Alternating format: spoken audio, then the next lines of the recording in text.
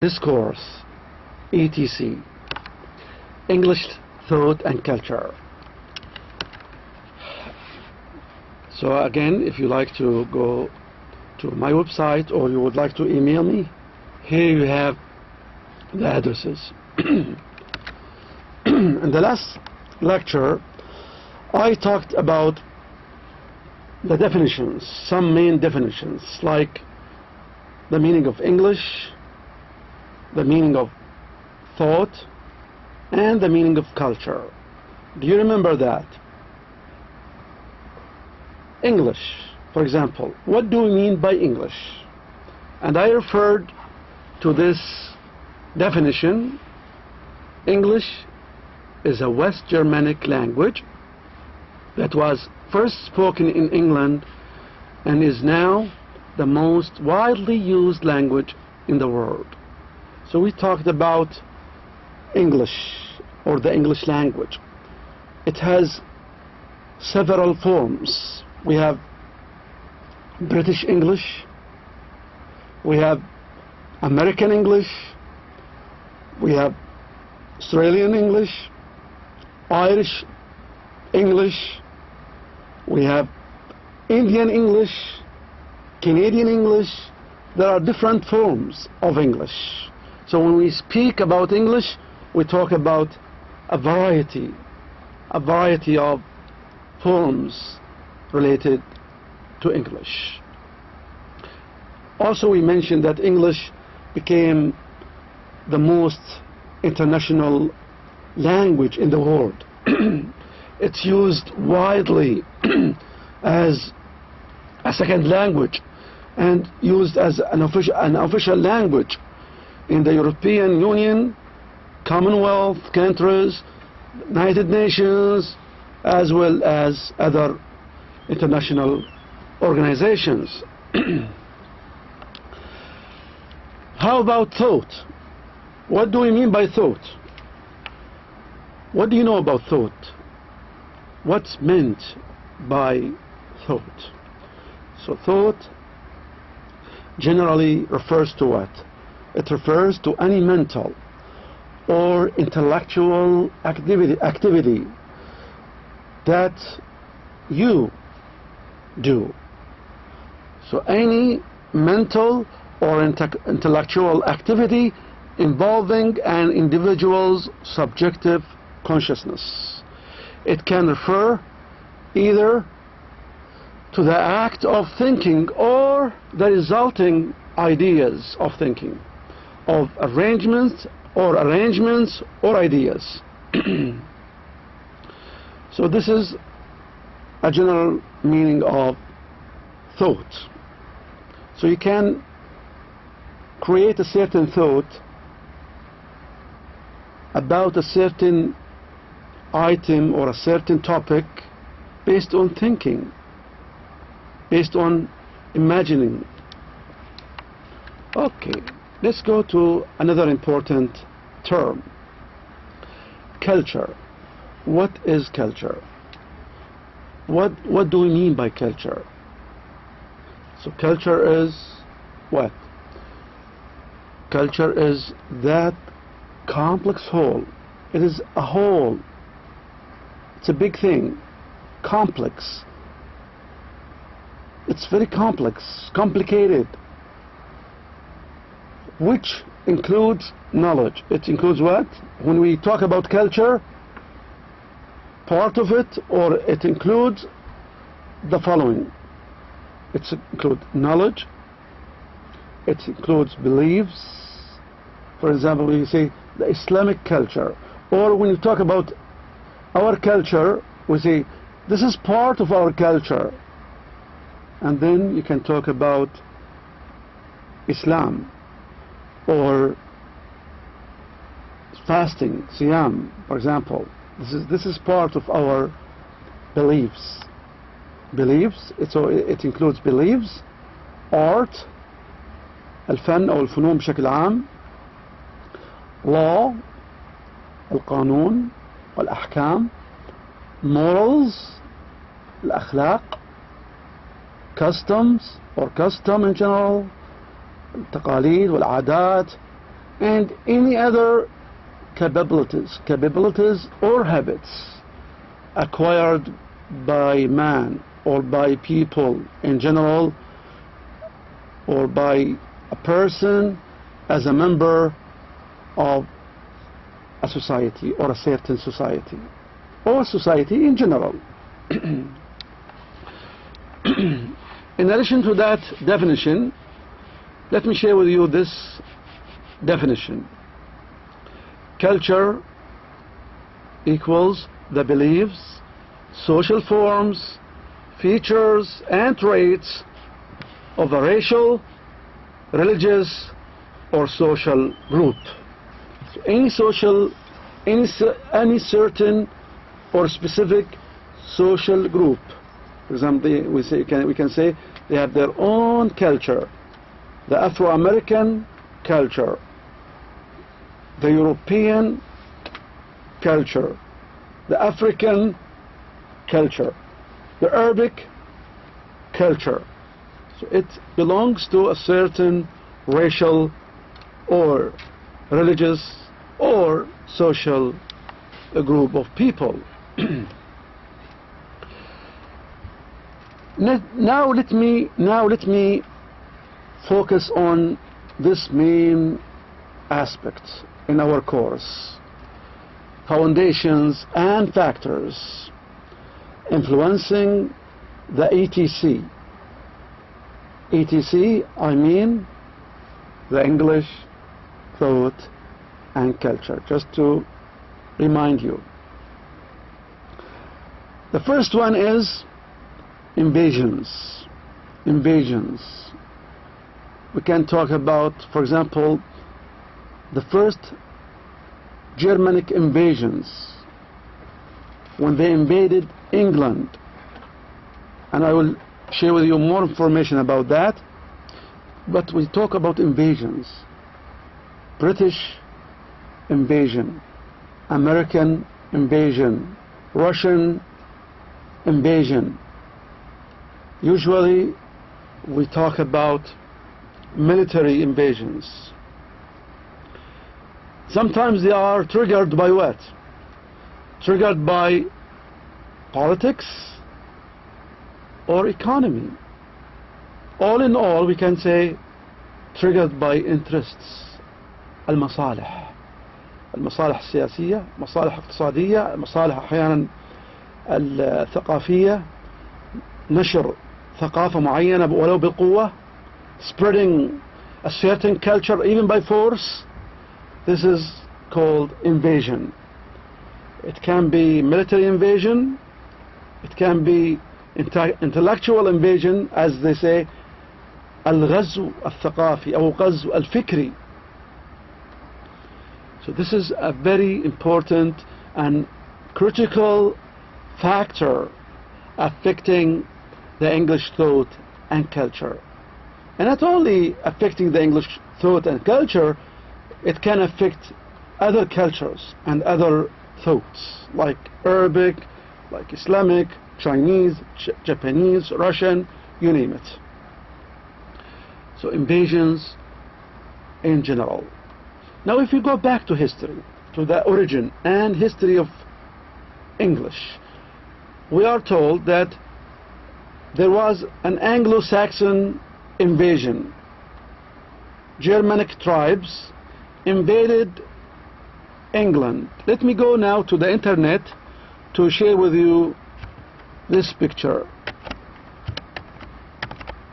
For example, now this map shows us the invasion that took place from Germany to England. So they invaded England and ruled it, dominated this country. So this is part of what we are talking about, invasion. Okay, we have another important factor, that is Roman and Greek teachings and philosophies. So when we read history, when we read more about the European culture or civilization, we will come to know that this culture was heavily influenced by the Roman and Greek philosophers. Great philosophers like Aristotle, others, Plato, they put their imprint on this European culture. And many of the values or teachings that we have nowadays are historically traced to the Roman or Greek philosophers. And this is a big topic. There are certain values, certain teachings concerning democracy, concerning freedom, concerning virtue, concerning even images. You find the widely spread use of images in the West.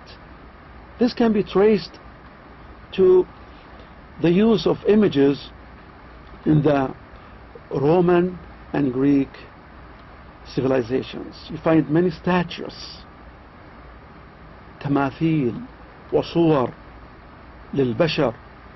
عندما تذهب إلى كنيسة أو تذهب إلى روما, you find when you go to a church or you go to Rome, you find many statues like idols.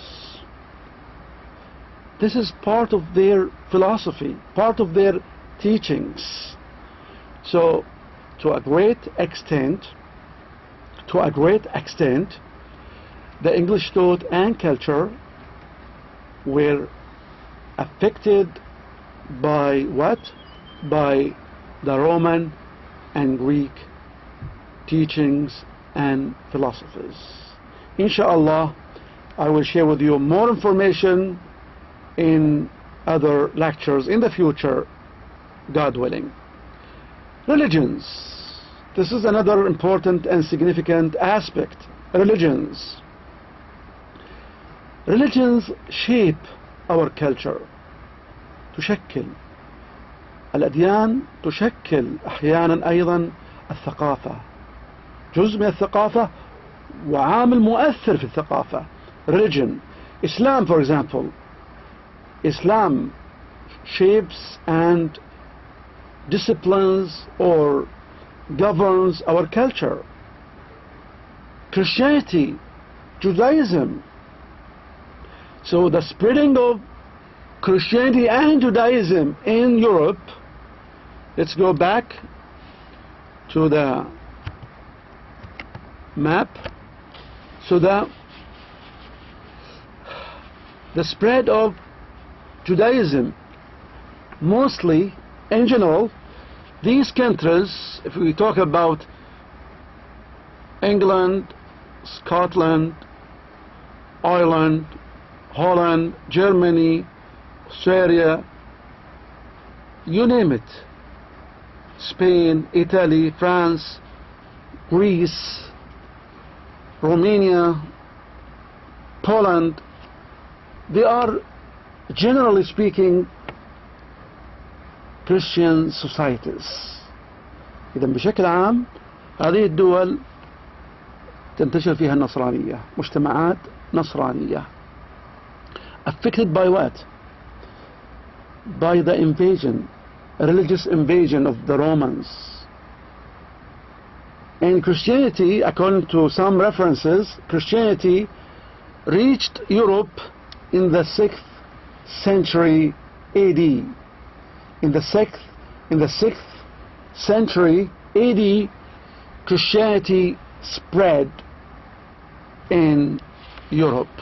So they are affected by religion. So we have Catholic, we have Protestants, we have Rome, the Vatican in Italy. Alhamdulillah, Allah subhanahu wa ta'ala enabled me to travel to most of these countries, and I found myself how churches are spread. Generally speaking, they are called Christian societies. Nevertheless, you might find other religions, other dogmas like atheism. To tell you the truth, from my travelings, from my experience, when you go to many of these countries, they are supposed to be Christian. They are supposed to be Christian countries. But in truth, in reality, most of the people there turn to be agnostic. What do we mean by agnostic? Agnostic means, do you know it? It means, I don't know. They are called Christians, but they abandoned Christianity. هجروا النصرانية تركوها. They don't go to the church anymore. And another percentage, or actually a big percentage in Europe, believe in what's called atheism. What's the meaning of atheism? They are atheists. Atheism means ilhad. Atheists, mulhideen. So they don't believe in God at all. They rejected even the teachings of Christianity. Why? I will tell you later, inshallah, about why. But generally speaking, these countries are so-called Christian countries, affected by what? Christianity, and you find a small percentage of Jews. You find them in many countries, but they are powerful. They are influential. They affect the politics. They affect these countries. Like the United States. You find minority of Jews, they do not exceed, the number of Jews in the United States does not exceed 7 million. So it's a small minority compared to about 300 million in the United States. 300 million people. But they are so influential. They have control over politics, over economics, education, media, you name it, industry. Now let me go back to the main presentation. So now we are talking about religions, how religions affect the thought and culture of those people. Theories, movements, and revolutions. What do I mean by theories, movements, and revolutions? Theories, I refer, for example, to Darwin's theory. Did you hear about it? Darwin's theory had a great impact and still has a great power and impact on the West in general. Darwin's theory states, do you know that? Do you know what does it state? That nature, it is only nature who made the whole thing by chance. So according to Darwin's theory, it's a mere chance that all humans were made or were created. He does not even use created, just made or came to existence. Darwin's theory affected the English thought and culture to a great and tremendous level.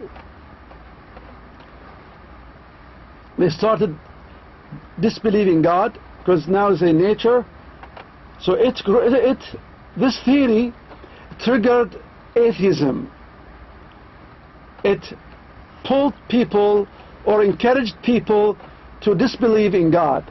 This is one significant and turning point theory in history, the theory of revolution, الارتقاء النشوء والارتقاء, that humans came from an ape. البشر أتوا أساسا كما يقول داروين من قرد وتطوروا through different stages till they have reached this level. So this is another important theory which affected and still affecting English thought and culture. As a result of this theory, we had atheists, naturalists, those who believe in nature, and those who deny the idea of creation, or the idea of that we find, the teachings that we find in the Bible, that Adam is the origin of humans. They don't accept it, they reject it. So this is what urged or led those people to go to another extreme, atheism, or disbelief in all religions. Movements. How about movements? Throughout the history of England, or the English history in general, there are several movements. Let me just mention some of them, like the Enlightenment age, also what they call the resonance, عصر النهضة, Enlightenment, عصر التنوير. They brought also their own values, their own teachings to the culture and to the thought of those civilizations or those societies.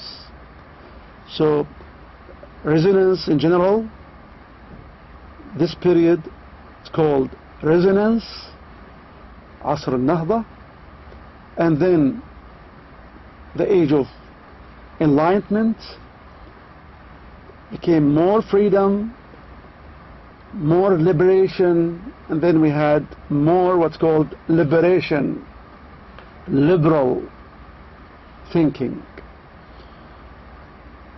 Let me go to revolutions, and let me give you one example. For example, the French Revolution, the Russian Revolution. For example, the French Revolution added to that culture and thought of the West in general. They brought new dogmas, new teachings, and new values. I'm not going to discuss those theories, movements, and revolutions in details, because this is beyond excuse me, this is beyond the scope of this course. But I'm just giving you some tips, some ways that inshallah will encourage you to read more and more, to have more knowledge. Media and technology.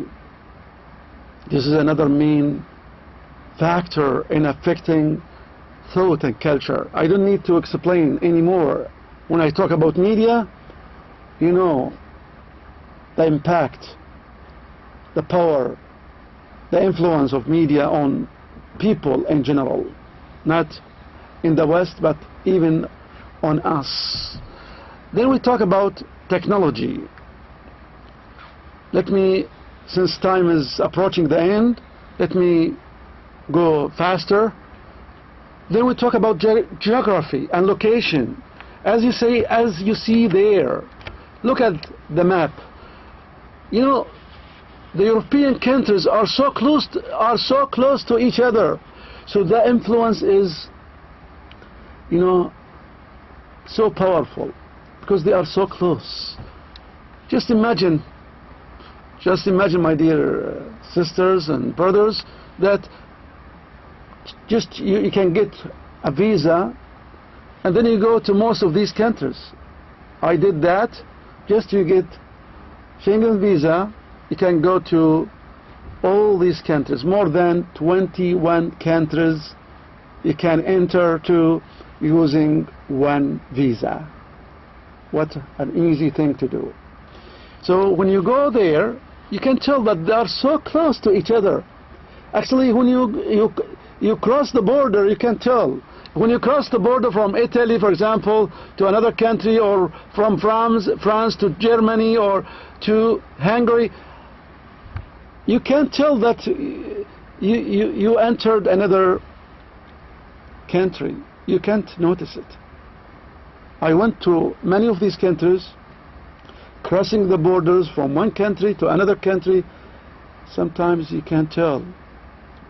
You might tell from the difference in languages, the difference in the name of the name of the cities and towns, but you don't find even borders. And this geographical location of Europe helped this, influence to take place. Interchanging, affecting each other in terms of culture, values, languages, and you name it. So this is another factor, the geography or the location of these countries. Let's go back.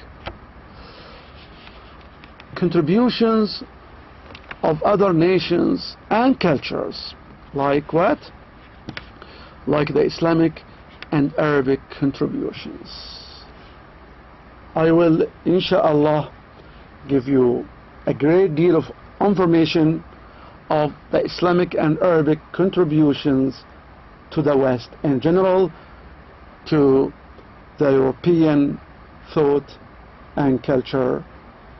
So inshallah, I will allocate several lectures about the Islamic and Arabic contributions, and I would like to ask you for your own contributions, for your own participation.